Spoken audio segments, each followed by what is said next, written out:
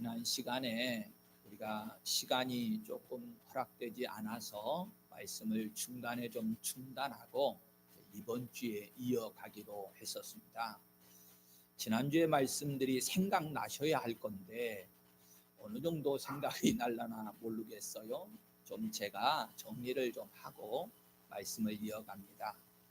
가장 핵심적인 내용은 성령님께서 연약한 우리들을 도우신다.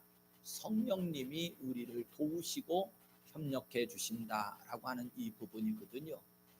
앞서 살펴보았습니다만 요한복음 14장 말씀을 통해서 보면 예수님께서도 성령님께서 우리를 고아와 같이 버려두지 아니하시고 임재하셔서 우리와 함께 거하시고 우리 속에 계시겠다 이렇게 약속하시고 말씀을 주셨습니다.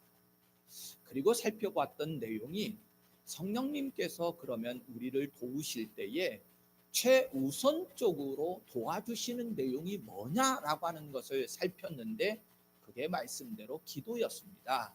즉 성령도 우리의 연약함을 도우시나니 우리는 마땅히 기도할 바를 알지 못하나 오직 성령이 말할 수 없는 탄식으로 우리를 위하여 친히 간구하시느니라. 그래서 성령님 도우심의 첫 번째로 꼽고 있는 것이 기도라는 말씀을 드렸어요. 그런데 이 기도 속에 담겨져 있는 의미를 좀 먼저 되새김질했던 게 뭐였느냐면 왜 이 기도가 최우선이었고 제1순위로 꼽힐 수 있었느냐 그러면 결국 하나님과 우리와의 교통, 교제를 이루기 위함이었는데 성령님이 오늘 저와 여러분들을 도우셔서 하나님과 교통케 하시는데 제가 이 축도라고 하는 것을 좀 먼저 말씀을 드리면서 정리를 했지요. 가장 완벽한 이제 우리가 말하는 축도 원래는 강복이 맞습니다. 강복의 가장 중요한 구절이 고린도후서 13장 13절 말씀인데 이 말씀 속에 성령의 교통하심이 너희 무리와 함께 있을지어다. 그래서 성령님이 교통케 하신다라고 하는 이 부분을 말씀을 드리면서 사실 성령님이 우리와 함께 하신다라고 하는 것은 믿음의 길을 걸어가는 우리들에게 있어서는 천군만마를 얻는 것과 같다. 성도 여러분, 우리가 영적인 자리, 믿음의 자리에서 우리를 도울 것이 우리를 도울 리가 누가 있겠습니까? 그리고요, 우리는 늘 영적인 전쟁의 삶을 살아가잖아요. 우리의 마음을 어떻게 살아도 빼앗아서 지옥으로 다시 이끌려 가려고 하는 이 사탄의 세력들과 전쟁을 치르고 있는 것인데 여러분 이 전쟁의 자리에서 글쎄요 나 혼자 감당할 수 없다라고 하는 건 우리가 너무나도 잘 알지요. 그런데 성령께서 도와주신다. 그리고 그 성령님은 언제나 우리 안에 계시고 우리 속에서 역사하신다. 그리고 이 말씀을 통해서 살펴보니 성부, 성자, 성령 삼위일체 하나님이 함께하고 계신다라고 하는 것까지 지난 시간에 우리가 말씀을 살폈어요. 이 말씀을 이제 이어져 가보면 이렇습니다. 성부 하나님, 성자 하나님, 성령 하나님께서 이 말씀 안에 온전히 담겨져 있는데요. 이것이 왠지 제 마음에 그렇게 와 닿으면서 감동을 줘요. 왜 그러냐면요. 여러분 사실 예수님이 이 땅에 임하셔서 친히 행적과 삶을 통해서 보여주신 것 가운데 언제나 가진 자, 힘 있는 자, 높은 자들을 대한 게 아니시고요. 낮은 자들, 연약한 자들, 미약한 자들을 찾아가시고 돌보셨거든요. 그럴 때 제 마음속에 와 닿는 건 그랬습니다. 아하, 이 순간도 성령 하나님, 삼위일체 하나님께서 아무리 연약하고 미약한 그리스도인이라 할지라도 그가 기도를 드릴 때에는 예수 그리스도로 말미암아 한 성령 안에서 아버지께 나아가는 즉 삼위일체 하나님과 함께하는 은혜를 힘입는 거구나. 하나님을 우리가 힘입는 일에 있어서 이렇게 구체적으로 세밀하게 말씀하시면서 우리의 마음을 이끄시고 두드리시고 계신 거예요.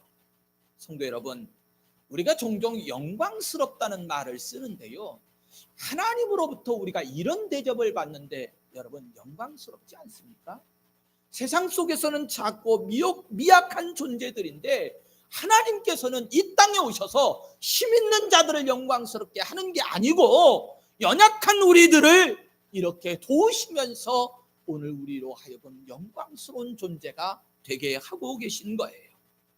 주목하세요. 정말로 중요한 말씀입니다. 성령도 우리의 연약함을 도우신다. 성령도 우리의 연약함을 도우신다.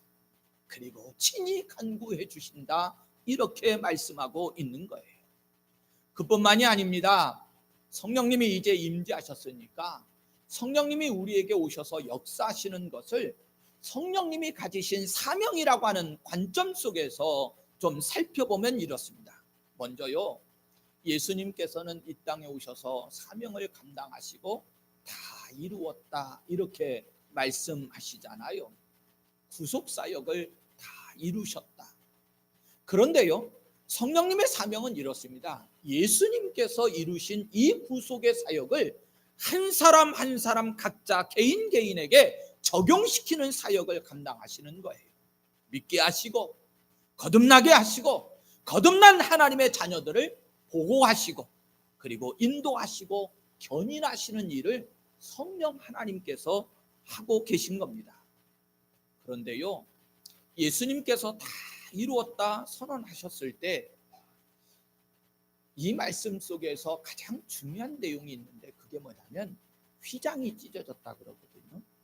여러분, 결국 휘장이 찢어졌다라고 하는 것은 히브리서 10장 20절의 말씀대로 그 길은 우리를 위하여 휘장 가운데로 열어놓으신 새로운 살 길이다, 산 길이다 이렇게 말씀하고 있는데 이 말씀은 쉽게 표현하면 이런 겁니다. 이제 하나님 앞으로 나아가는 것이 허락되었다 이런 내용이에요.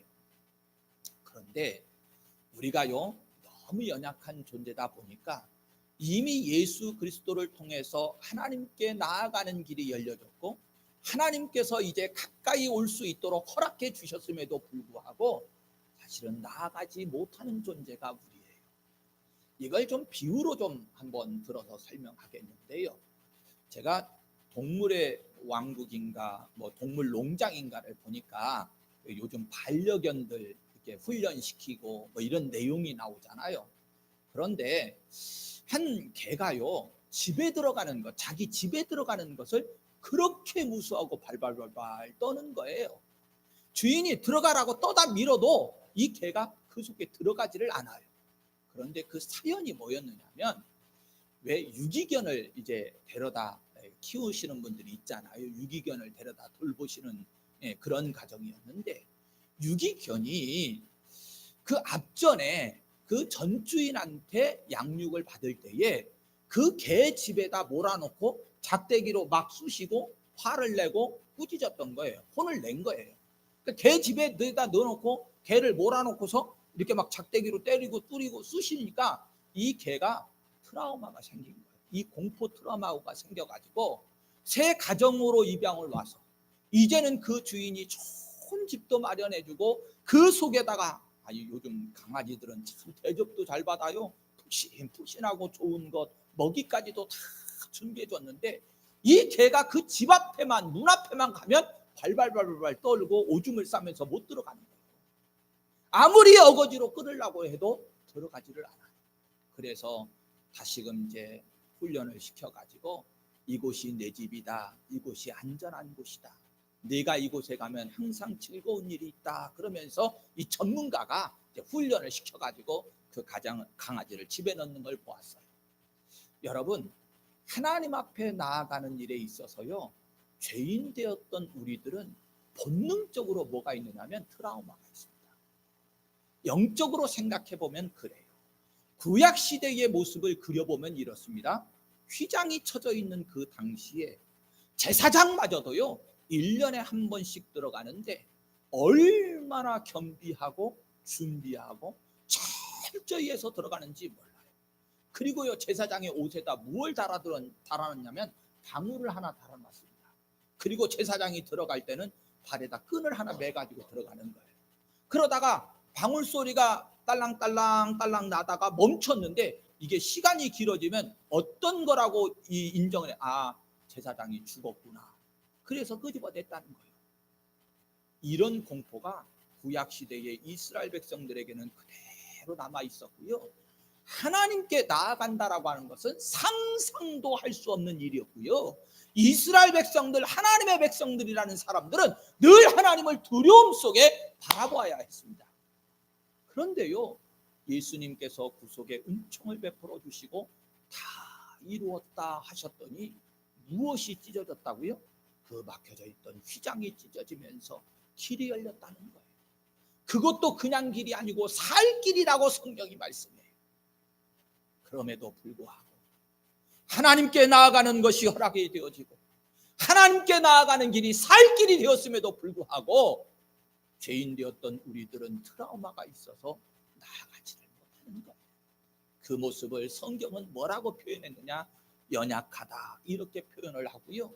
이 연약한 우리들을 성령님이 어떻게 하신다고요? 도우신다고요. 우리를 이끌어서 하나님께 나아가고 우리를 인도해서 살 길로 나아갈 수 있도록 도와주신다고 말씀하고 있는 거예요. 사랑하는 성도 여러분, 성령님께서 우리를 데리고 들어가신다는 것 얼마나 감격스럽고 감사한 일인지 몰라요. 여러분, 우리가 감사라고 하는 것, 즐거움이라 기쁨이라고 하는 것을 세상 속에서는 어떻게 누리고 계신지 모르지만요, 영적인 이 자리에 나와서 가만히 생각을 해보세요. 이게 얼마나 감격스럽고 감사한 일인지 몰라요. 우리가 무엇과 이 은혜를, 이 기쁨과 감사를 바꿀 수 있겠습니까? 늘 이 자리에 오면 성도님들은 무엇이 막 차고 넘쳐야 되느냐면 나를 높이신 하나님, 나로 하여금 살 길로 인도하신 하나님, 나를 이렇게 대접해 주시는 하나님의 그 사랑과 은혜를 느끼면서요, 감사와 감격이, 기쁨이 넘쳐나셔야 돼요. 세상에서 근심된 일이 있었습니까? 세상에서 나를 괴롭히는 일들이 있었습니까? 우리가 일명 말하는 시험이라고 말할 때가 많이 있는데, 여러분, 성경의 원리대로 말하면 세상에서 만나는 것들은 본질상 시험이 아닙니다. 하나님의 자녀들에게는 연단이 있을 뿐이지 시험, 마귀 사탄이 가져다주는 그런 시험이 아니고요, 우리의 허물과 우리의 연약함으로 인해서 잠깐 세상 속에서 만나는 괴로움은 있을 수 있으나, 그러나 이 자리에 오면요, 여러분, 우리가 누려야 되는 것은 하나님이 베풀어 주신 은혜 앞에 기쁨과 즐거움이고요, 감사가 넘쳐나야 되는 거예요. 할렐루야. 이게 믿음의 사람들인 거예요. 그러나 말씀을 좀 이끌어가 보면 이렇습니다. 성령님께서 일단 우리의 기도를 도우신다고 말씀하잖아요. 그렇죠? 여러분, 이거 분명히 아셔야 됩니다. 우리의 무엇을 도우신다고요? 기도를 도우신다고 말씀해요. 그러면 이 기도를 어떻게 도우시는가도 좀 생각해 보아야 되는데, 우리 군부교회 성도들은 이제 저와 함께 20년을 넘게 함께 말씀을 나누었으니까 이런 성도들이 없지만, 그러나 사실은 신학적으로가 되었던지 다른 교회의 잘못된 가르침을 받는 이들 가운데는요, 이렇게 생각하는 이들이 있어요. 아이고, 우리의 모든 것을 다 아시고 성령님께서 친히 기도해 주신다는데 우리가 뭐 기도할 게 있어? 이미 우리를 마음을 다 아시니까 우리가 기도 안 해도 하나님이 다 아시고 다 들어줘, 이렇게 생각하는 이들이 있어요. 성경을 잘못 본 거죠. 여러분, 성령님이 알아서 기도해 주신다는 게 아니고, 뒤에 좀 더 설명하겠습니다만, 우리의 기도를 도우신다. 우리가 기도할 때에 그 연약한 기도, 때로는 잘못된 기도, 그러나 깨달아 알게 하시고 오늘 하나님 앞에 나아가서 드리는 그 기도를 도우신다고 말씀하고 있어요. 그래서 그냥 인간적으로 좀 생각해 보면 아주 쉽습니다. 여러분들 성령님의 도우심 받고 싶으세요? 그러면 기도하세요. 이게 성경 답이에요. 뭔 다른 많은 설명이 필요하겠어요? 여러분, 우리가 기도할 때 누가 도와준다고요? 성령님이. 그러면 성령님이 도우시는 체험을 많이 하고 싶으십니까? 그러면 성경대로 하세요. 기도하시면 돼요. 기도하면 성령이 도우신다고 말씀해요. 그런데 더 감격스러운 것은요, 그 성령님이 어디서 도우시느냐? 우리 안에서. 할렐루야. 우리 안에서 성부 하나님의 영도, 그리스도의 영도, 성령님께서도 내주하시고 계시면서 우리의 연약함을 도우신다고 말씀하는데, 이 말씀이 16절에 이렇게 돼 있어요. 성령이 친히 우리의 영과 더불어 우리가 하나님의 자녀인 것을 증언하시나니, 이렇게 말씀합니다. 즉 성도 안에서 도우실 때에 성도들이 마땅히 빌 바를 알지 못하고 있는 상황 속에 기도의 자리에 있지만 마땅히 빌 바를 알지 못하는 상황 속에서 그저 탄식하며 주여 주여 부르짖고 있을 때 성령님께서도 친히 탄식하시면서 우리의 기도를 더불어서 도와주신다고 말씀하고 있는 거예요. 그런데 여기서 조금 원어적인 의미를 하나 좀 살펴드리면 이렇습니다. 우리의 연약함을 도우신다라고 할 때 이 도우신다라고 하는 이 단어가 뭐냐면 알아서 다 해준다 이런 단어가 아니에요. 여러분, 우리가 뭔가 물건을 들고자 할 때 내 힘에 벅찰 때가 있잖아요. 그러면 내가 들으려고 하는데 힘에 벅찰 때 누군가 와서 한번 맞잡아서 들어주면 어떻습니까? 힘이 나면서 같이 들을 수 있잖아요. 도우신다는 단어는 성령님이 알아서 해준다는 단어가 아니고, 우리가 뭔가를 힘들어하고 우리가 뭔가를 들려고 할 때, 즉 기도의 자리에 나아가서 하나님 앞에 기도를 드리려고 할 때, 그럴 때 우리의 기도를, 우리의 들고자 하는 것을 함께 거들어서 도와주신다, 이런 의미가 있어요. 여러분, 도와준다라고 하는 우리 성경적 이 문장, 이 단어도 너무나도 아주 간단하고 명료한 단어인데 자꾸 왜곡들을 시켜요. 성령님이 다 알아서 해주는 경우가 아니에요. 도우신다는 말은 우리가 뭔가를 하려고 할 때 도와준다는 얘기잖아요. 알아서 해주신다는 게 아니고, 도와주신다라고 하는 단어를 잊어버리시면 안 돼요. 우리가 끙끙거리고 있을 때 성령님께서 우리와 함께 무거운 짐의 한쪽을 들어주신다, 도와주신다, 이렇게 말씀하고 있어요. 그러면서 26절 뒷부분에 가보면 오직 성령이 말할 수 없는 탄식으로 우리를 위하여 친히 간구하시느니라 그래요. 오늘요, 이 성령님의 탄식에 관한 부분을 좀 명쾌하게 정리를 좀 해보려고 합니다. 성령님이 탄식하신다는데 이 내용이 뭘까, 그런 거예요. 탄식이라고 하는 이 원어적인 의미를 좀 잘 해석하면 너무나도 은혜가 되는데요. 일단 먼저 생각해 볼 수 있는 게 이런 겁니다. 예수님께서 이 땅에 오셔서 우리의 짐을 대신 어떻게 하시죠? 담당해 주시잖아요. 우리의 모든 죄악의 짐을 대신, 그 모든 질고를 다 대신 담당하시잖아요. 성령님께서도요, 우리의 탄식을 대신 담당하신다, 그런 뜻이 있습니다. 그러니까 대신 져주시는 거예요. 사실요, 성령님이 우리 때문이 아니라면 탄식하실 일이 뭐 있겠어요? 예수님께서 우리가 아니라면 십자가를 지실 이유가 뭐 있겠습니까? 성령님의 탄식은 전적으로 무엇으로 인함이냐면 우리의 탄식으로 난 인함입니다. 이런 거죠. 하나님의 자녀가 되었음에도 불구하고, 앞에서 설명드렸듯이 강아지가 좋은 집이 준비되었음에도 불구하고 그것을 공포에 휩싸여서 들어가지 못할 때 안타까운 심정으로 같이 가슴 아파하면서 전문가를 초청해 가지고 그 반려견의 보호자가 이 공포에 휩싸여 있는 이 강아지에 도움을 주잖아요. 본인이 할 수 없을 때 어떻게 하고 있어요?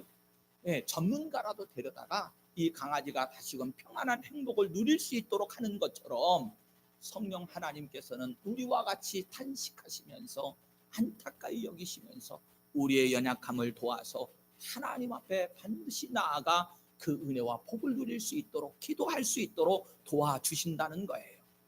그런데 또 하나 좀 생각해 볼 단어가 있습니다. 27절을 좀 한번 읽어 볼 텐데, 마음을 살피시는 이가 성령의 생각을 아시나니, 이렇게 성경이 말씀하고 있어요. 하나님은 우리의 마음을 감찰하시고 우리의 중심을 보신다고 하시잖아요. 자, 일단 성도 여러분, 편하게 좀 한번 생각해 보십시다. 하나님이 우리의 마음을 들여다보시면 좋아요 하시는 분들 한번 손들어 보세요. 오, 훌륭하신 분들이네요. 아니요, 목사님, 우리 마음 보시면 안 돼요. 혹시 이러지는 않으십니까? 요즘 뉴스에 보니까 무슨 연예인 하나가 자기 핸드폰이 해킹을 당해가지고 그 안에 있는 내용이 드러나가지고 불편하다고 뭐 고발장을 내고 막 그런 내용이 나오더라고요. 솔직히 보육 목사도요, 여러분들이 내 마음과 내 소리를 다 들을까봐 걱정이요. 그렇잖아요. 내 속이 의롭고 깨끗해서 하나님이 보실 때마다 착하다고 칭찬해 주시고 하나님 좀 보세요 그리고 열어 보여드리면 좋겠는데 솔직한 얘기가 닫고 싶고 안 보여주고 싶고 보면 어떨까 걱정이 되어지는 게 우리의 모습입니다. 그런데 성도 여러분, 마음을 놓으셔도 됩니다. 왜 그러냐면 우리의 마음을 감찰하시고 우리의 생각을 아신다는 이 말씀은 심판의 자리에서 주어진 말씀이 아니에요. 우리를 도와주신다라고 하는 상황 속에서 보여진 말씀이에요. 즉 오늘 하나님께서 우리를 심판하시기 위해서 죄들을 끄집어내시고 우리의 마음을 감독하시고 감찰하신다 이런 내용이 아니고 우리의 연약함을 도와주시기 위해서 낱낱이 살피시면서 아파하실 때에 같이 아파하고 탄식할 때에 같이 탄식하고 우리의 괴로움을 살펴서 무엇을 도와주고 무엇을 위로해주고 어떤 소망을 줄까 할렐루야 이러기 위해서 우리의 마음을 감찰하시고 살펴주신다는 내용이에요. 더 나아가서 제가 이런 은혜를 좀 함께 나누기를 원합니다. 성령님이 우리의 기도를 도우신다라고 하는 말씀도 있습니다만 34절로 가보시면 예수님께서 하나님 우편에서 우리를 위해서 간구해 주신다라고 하는 말씀이 있어요. 기도에 대한 부분을 좀 핵심적으로 좀 정리를 해드리려고 하는데요. 이 로마서 8장에 있는 내용을 가지고 좀 생각을 해보면 예수님은 하늘에 계시고 성령님은 우리와 계시잖아요. 그렇지요? 그런데 이 모습을 조금 그림으로 그려보면 이렇습니다. 예수님은 하늘에서 땡겨주시고 성령님은 밑에서 밀어주시고 이런 그림이 상상이 되는 거예요. 우리가 연약하니까 우리를 도와주시는데 성삼위 하나님이 다 동원되시는데요. 성부 하나님은 그 기도를 받으시는 분이시지만 그 기도를 돕는 이들이 있는데 성자 예수님께서는 하늘에서 끌어올려 주시고 성령 하나님께서는 우리 밑에서 함께 밀어 올려 주신다는 거예요. 기쁘지 않으십니까? 힘이 나지 않으세요? 더 나아가면 기도하고 싶은 생각들 안 드세요?